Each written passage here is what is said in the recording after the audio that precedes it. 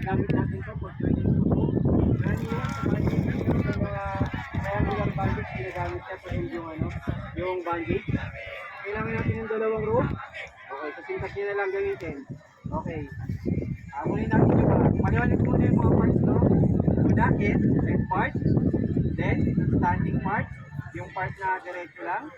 Tapos, loop. Kapag bumuo kayo ng parang circle, then in-overlap nyo lang yung isang part ng rope nyo sa isang pang part. Ito yung may isipin nyo. Loop.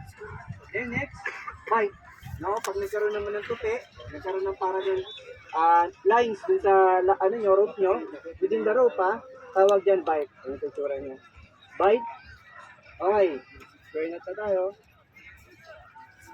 So for square knot, kailangan dalawang rope. Pag natin yung dalawang end, then i-twist natin, right over left. Sa ilalim. Then sa ibabaw naman, left over right. So magiging figure niya ganito. Square. So everyone, sa mga nakakaalam, pwede nyo ituro sa mga kasamahan nyo. Square knot. Next, kapag nagkaroon tayo ng turn, sa loob ng isang rope, or ginawa natin yung mga parts na yun within a rope, ang tawag dyan, knot. Pero pag ginawa natin yun at tinali natin sa isang bagay, ang tawag na dyan ay hitch, no? Ngayon, pag tinali naman natin siya sa isa o dalawang bagay pataas, tawag naman dyan ay lashing, no? Ngayon, dito tayo sa clovage, yung kaninang ginawa ng mga kasama nyo, no? For clovage, kailangan natin ng isang rope.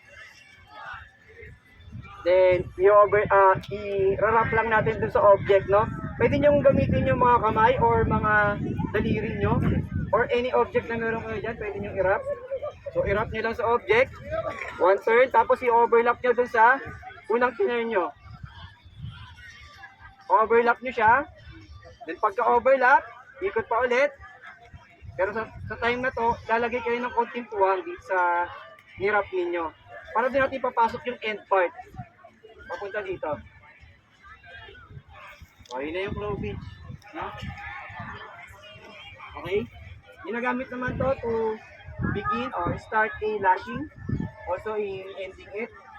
Especially sa square lashing. Next. Bowline. Bowline naman ginagamit siya for rescuing, no?